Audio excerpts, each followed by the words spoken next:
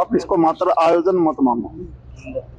कितनी बड़ी कुर्बानी के बाद, कितने सालों के बाद कितने लोग शहीद हुए, तब बात आके आपने जिस तिरंगा का आप जिक्र करते हो, इसके लिए बहुत लंबी लड़ाई लड़ी गई थी। और इसमें जो रंग है वो यही दर्शाता है कि सुख शांति और समृद्धि के लिए ये देश एक रहे, आगे बढ़े।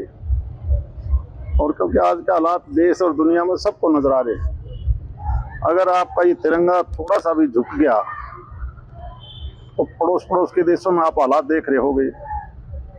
और केवल अड़ोस पड़ोस नहीं, चाहे वो यूरोपियन कंट्रीज हो, अरबियन कंट्रीज हो, चाहे अमेरिका हो, क्या हालात हैं सबके सामने हैं, सबके सामने हैं।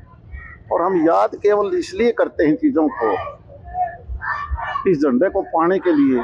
और उसके बाद इतने ज़्यादा कहीं धर्म के नाम पर, कहीं जाति के नाम पर, कहीं क्षेत्र के नाम पर जिस प्रकार से कत्लेआम तब से लेकर आज भी कहीं ना कहीं ये जो आग है सुलग जाती है। इन चीज़ों को रोक के हम इस झंडे की कसम खा के आगे बढ़ें। ये तिरंगा यात्रा केवल यही दर्शाती है, क्योंकि कल हमारा 15 अगस्त है और हम पिछले कई दिनों से सारे प्रदेश में नहीं बल्कि सारे देश में, और 142 करोड़ की जनसंख्या, छोटे बच्चे, पढ़े उड़े, अनपढ़, व्यापारी, कर्मचारी, आम आदमी, सारे लगे हुए हैं इस तिरंगे के लिए। देश की सबसे बड़ी पंचायत में आप नुमाइंदगी करते हैं इस इलाके की। ये इलाका दक्षिणी हरियाणा का अर्धवृष्टीय इलाका है। आपको लगता है कि वो लक्ष्य है, वो गोल जो अचीव हो पाए हैं, जितने लक्ष्य जो है? आप संविधान की हर बात को पूछ रहे हो कि वह संविधान की हर चीज़ पूरी होगी? अभी कै % हुई है? जिस चीज़ को हम लेके चले थे, मैं नहीं मानता कि अभी तो बहुत समय लगेगा। संविधान के मुताबिक कोई नहीं चल रहा। संविधान के हिसाब से अगर कोई चलेगा तो फिर आप और हम सबसे पहले टेलीफोन करते हैं ये काम कर दे। सेम पोजीशन अधिकारियों की है, कुछ वो ट्रांसफ़र की हो, क्राइम की बात हो, किसी को बेनिफिट देने की बात हो, संविधान तो ये नहीं कहता। 2047 मैं नहीं मानता कि संविधान को हम बहुत मुश्किल, जो भी स्टेट या देश कोशिश करती है लागू करने की, तो वो वोट किसके जाता है? हम लालची हैं वोट के, और ये लालच जब तक नहीं छूटेगा तब तक हम संविधान को पूर्ण रूप से हम उसकी पालना नहीं कर पाएंगे। बहुत बड़ी बात कही MP साहब। 2047 तक क्या उसको तमाम चीज़ों को कर लिया जाएगा? विकसित भारत का आप सपना देखने की बात, आने वाला समय कैसा होगा ये कोई मैं कह नहीं सकता। कोशिश है देश के प्रधानमंत्री जी की भी, और एक ऐसा वर्ग जो पढ़ा लिखा है उसकी भी कोशिश है कि 2047 तक हम विकसित देश बने, लेकिन समस्याएं बहुत है। एक आखिरी सवाल है, पूरे देश भर के डॉक्टर जो हड़ताल पर हैं, कोलकाता में एक मेडिकल की छात्रा के साथ दुष्कर्म को भी मेमोरेंडम दे के गए थे।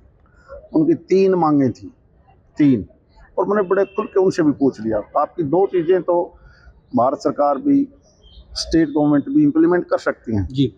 एक उन्होंने जो फर्स्ट मांग थी कि ऐसा वातावरण पैदा हो जिससे इन्वायरमेंट ठीक हो के ये गड़बड़े ना हो, सेफ जोन में करने की बात कही। मैंने उन्हीं से पूछ लिया, आप लोग बताओ तुम्हारे प्राइवेट हॉस्पिटल, सरकारी हॉस्पिटल, क्या सबका DNA टेस्ट करते हो? तो मैं कर लेंगे। मैं बहुत केस देखता हूँ, मैं भिवानी में भी देखता हूँ, बाहर भी देखता हूँ। सरकारी नहीं तो गैर सरकारी में जाएंगे, जो कह देंगे तो इसका धारा इसी बना दी, इस पर 307 लाख गया। कौन करवाता है? वो कौन करवाता है? क्या उन को तुम डेली टेस्ट कर लेते हो जो आपके सरकारी या कॉन्ट्रैक्ट पर हैं, डॉक्टर हैं, छोटे हैं, बड़े हैं, कर्मचारी हैं, उनकी मंशा क्या है?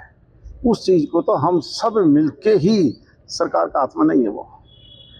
हम जब तक संस्कारी नहीं बढ़ेंगे तो वो चीज़ तो, मैंने उनसे भी पूछा कि आप बता दो कैसे होगा। बाकी चीज़ें हमारी जिम्मेवारी है, केंद्र हो या प्रांत हो, सेंट्रलाइज कानून की बात, हम सारी चीज़ दे दें, लेकिन वो चीज़ तो हमने सब में सुधार करना पड़ेगा।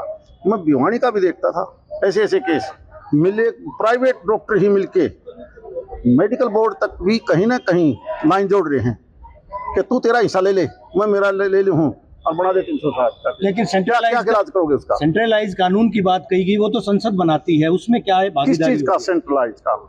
इनकी डॉक्टरों, मैंने बताया, बाकी 2 चीजें हैं, वो चीजें भारत सरकार बिल्कुल करेगी, बिल्कुल करेगी। हमने उनकी बातों को ले लिया। तीसरी चीज तो हम सब मिलके कर सकते हैं, अकेला नहीं। जैसा कि सबको विदित है, दिनांक 12 अगस्त से लेकर 14 अगस्त तक पूरे प्रदेश भर में तिरंगा यात्रा निकाली जा रही है। आज 14 अगस्त को माननीय सांसद भिवानी आदरणीय श्री धर्मवीर सिंह जी के नेतृत्व में तिरंगा यात्रा निकाली जा रही है।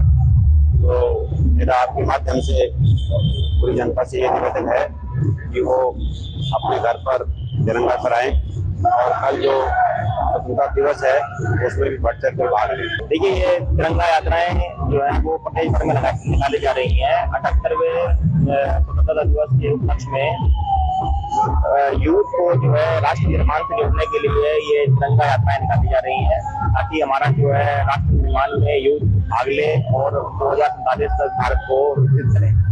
तो सभी यूथ से मेरी आपके चैनल के माध्यम से गुजारिश है कि वो बढ़ चढ़कर इस मुहिम में हर घर तिरंगा कैंपेन में अपना भागीदारी दें, अपने घर पर तिरंगा लगाएं, फ्लैग कोड ऑफ इंडिया का पूरा तरह से पालना करें और साथ ही साथ तिरंगा यात्राओं में पार्टिसिपेट करें और राष्ट्र निर्माण के अंदर अपनी भागीदारी दें। देखिए, 15 अगस्त को ध्यान में रखते हुए नाकाबंदी हो, चेकिंग हो और जितने भी अराजक तत्व हैं उन पर लगाम लगानी हो, उस प्रकार से जो है चाक किया हुआ है और 15 अगस्त की सिक्योरिटी के डिप्लॉयमेंट हमारे द्वारा जारी कर दिया गया है। देश दुनिया की हर खबर सबसे पहले देखने के लिए फॉलो करें Dainik Savera TV, YouTube, Facebook, Instagram, X और व्हाट्सएप चैनल पर।